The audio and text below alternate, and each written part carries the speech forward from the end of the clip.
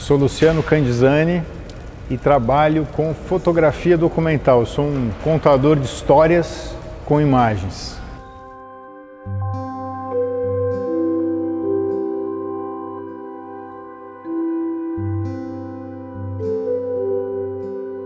Eu sou Lalo de Almeida, sou fotojornalista, trabalho em temas ligados principalmente a questões socioambientais, com foco especial na Amazônia.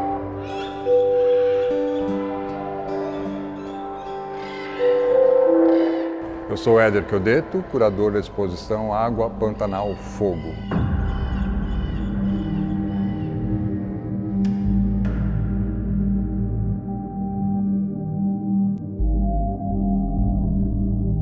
Em 2020, com a loucura que foi os incêndios criminosos no Pantanal, eu fiquei muito aflito e fiquei acompanhando a produção do Lalo, até que o Luciano Candizani me procurou para dar o livro que ele tinha acabado de publicar sobre o Pantanal do ponto de vista subaquático.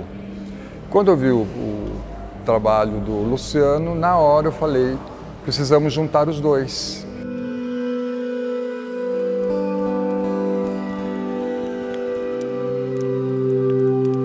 Porque a gente ia ter esses dois lados, né?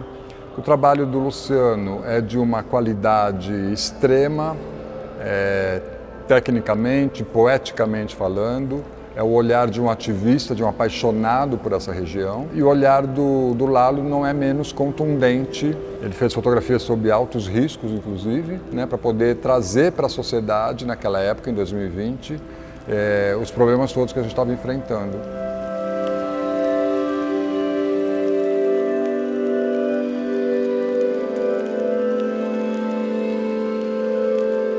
Mas a justa medida do encontro dos dois nos mostra a pulsão de morte e a pulsão de vida, né?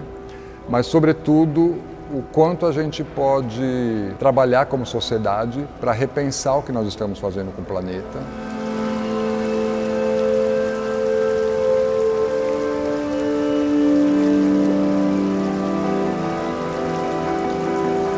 O meu trabalho nasce de uma motivação criativa, uma ligação muito forte com a natureza, especialmente com a água. E eu, muito cedo, adotei a ferramenta da fotografia para registrar esse meu interesse.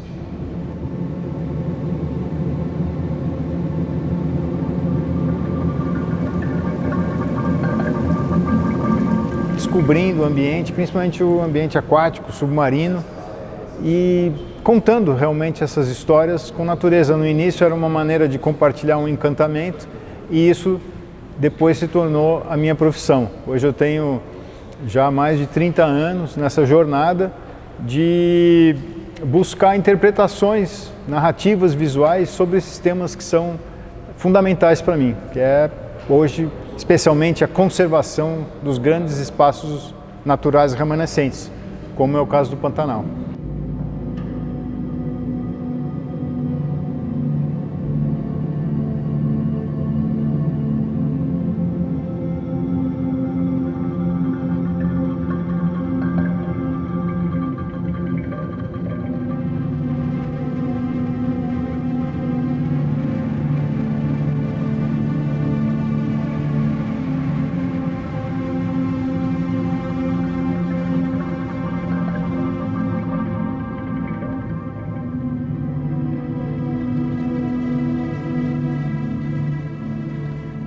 Esse trabalho no Pantanal acabou aparecendo num contexto muito diferente, assim, porque a gente não estava, na verdade, eu acho que os holofotes nunca estão muito no Pantanal, estão sempre mais na Amazônia.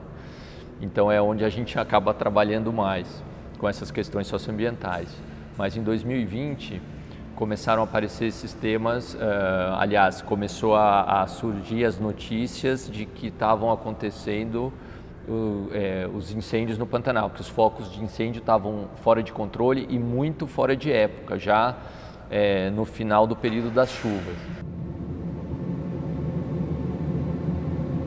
A gente chegou lá e teve um susto, assim, porque logo na primeira chegada, assim, na primeira estrada que a gente pegou no Pantanal, a estrada já estava bloqueada, com os bombeiros evacuando ali do lugar onde funcionava a base deles, Então para a gente foi um susto, era uma coisa que não estava muito no nosso roteiro e de repente a gente se viu ali dentro dessa situação apocalíptica.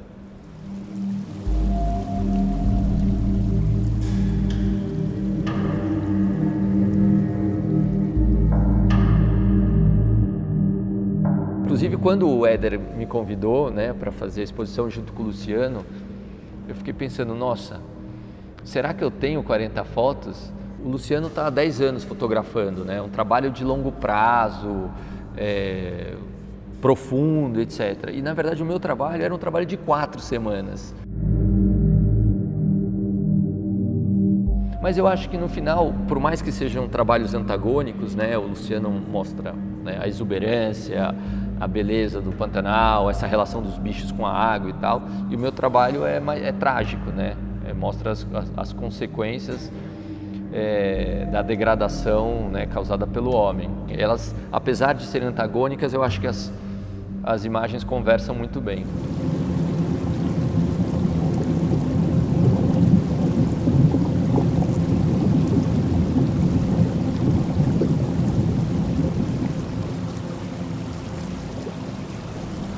Meu nome é Teresa Bracher e eu sou coordenadora do Documenta Pantanal junto com a Mônica Guimarães. O Documenta Pantanal nasce de um filme.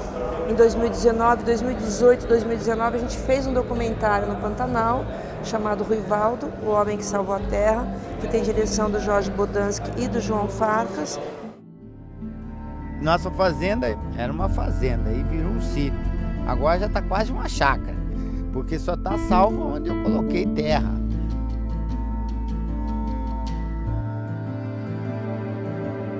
E depois desse documentário a gente sentiu a necessidade de continuar documentando.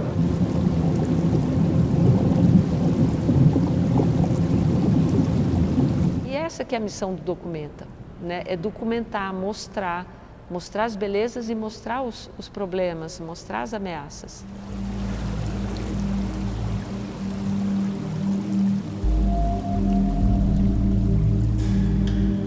As pessoas precisam saber o que acontece no Pantanal.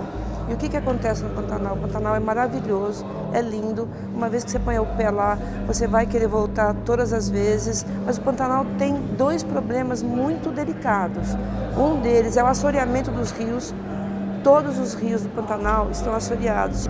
Fora isso, tem uma questão da perda hídrica, que é uma questão do planeta, uma questão que está pegando muito no Pantanal. Já é emergência climática, a gente nem mudança climática fala mais.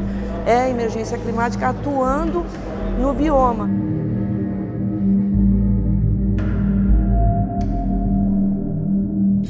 E você detecta que o Brasil está secando e o Pantanal está secando, né? Então é uma planície inundável que está reduzida na sua parte aquática, né? Está reduzindo ao longo dos anos. Então isso é muito sério, é muito grave, porque a terra lá é uma areia, né? Então ela vai passar, se isso continuar, ela vai passar de uma planície inundável para um deserto.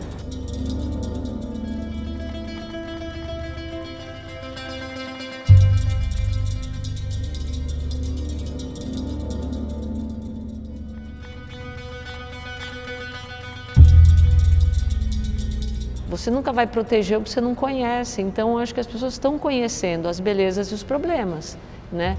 E isso eu acho que qualifica, né? Isso ajuda na conservação do Pantanal.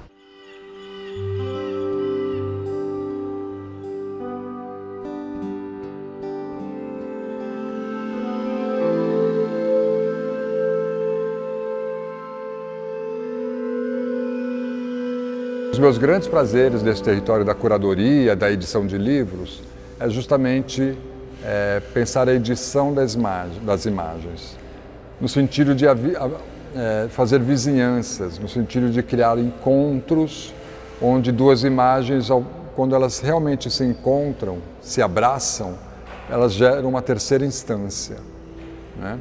E esse é meu desafio. E aí é preciso ouvir as imagens, porque tem relações cromáticas, geométricas, de luminosidade, contraste, são vários, né? O DNA que compõe uma imagem fotográfica é muito diverso.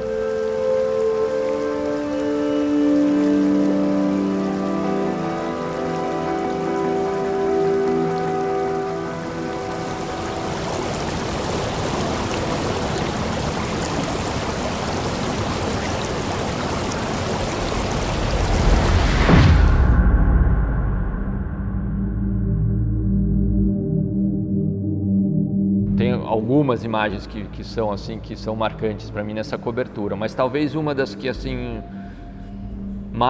mais me impactou, então, foi na primeira viagem, quando a gente ainda não tinha entendido o que eram esses incêndios no Pantanal, como eles eram dramáticos, trágicos e diferente de tudo que a gente tinha visto até então. E a gente estava numa estrada indo para uma fazenda que é a São Francisco de Perigara, que é uma fazenda que concentra a maior população de araras azuis do mundo, e estava pegando fogo essa região. E na estrada a gente começou a ver, já tinha passado fogo por essa região onde tinha estrada, então estava tudo devastado, tudo preto e cinza, aquele cenário de apocalipse total. E aí no meio do caminho, assim, a gente já estava quase chegando na fazenda, a gente olhou e no meio daquele campo preto, tinha um ponto marrom. E a gente parou para ver o que é aquilo que estava, né, fora destoando daquele pasto queimado. E aí quando a gente chegou ali era um veado morto.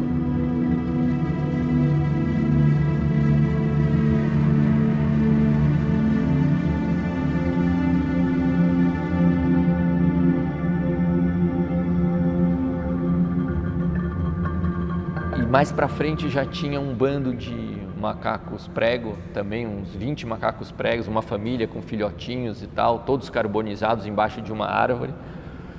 E aí a gente se deu conta de que esse incêndio no Pantanal era diferente de tudo que a gente já tinha visto até agora, tudo que a gente tinha visto na Amazônia.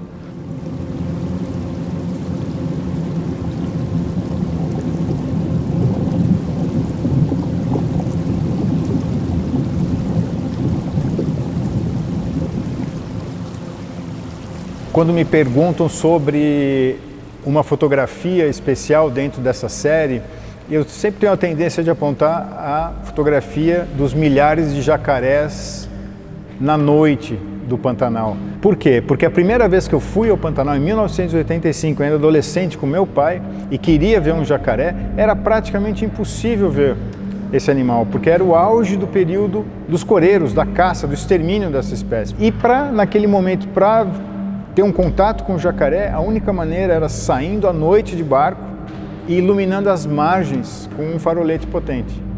E aí os olhinhos brilhavam. Aquela imagem dos olhinhos, os jacarés brilhando na escuridão da noite no rio, ficou gravada na minha cabeça. E quando finalmente eu cheguei nessa lagoa, diante dessa lagoa, com uma concentração de 5.000 jacarés no ano de 2012, aquilo me remeteu imediatamente para aquela cena que já estava na minha cabeça. E aí foi que eu passei a posicionar a câmera, controlar a luz, etc., para tentar transformar aquela fotografia que já estava no imaginário em algo que pudesse ir para as paredes de uma exposição.